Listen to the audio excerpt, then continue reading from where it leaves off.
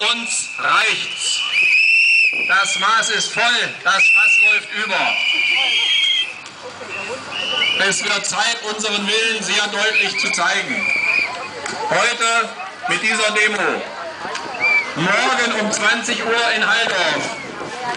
Bitte zahlreich teilnehmen an der öffentlichen Sitzung der Gemeindevertretung. In dieser Gemeindevertretersitzung soll der Beschluss gefasst werden, unser Besser-Wassernetz an das Gruppenwasserwerk Fritzlar-Homberg abzugeben. Wir sagen deutlich Nein zu diesem Beschluss. Nein. Nein zum Verschenken unseres Trinkwassernetzes.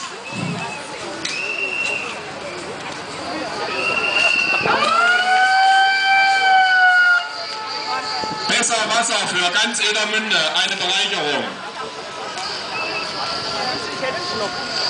Ja. Wir haben mit unseren Wassergebühren unser Wassernetz finanziert und bezahlt.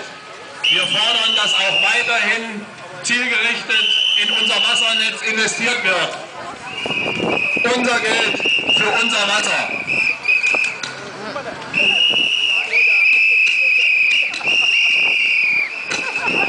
Jacke an und raus zur Demo. Sagt den Politikern eure Meinung.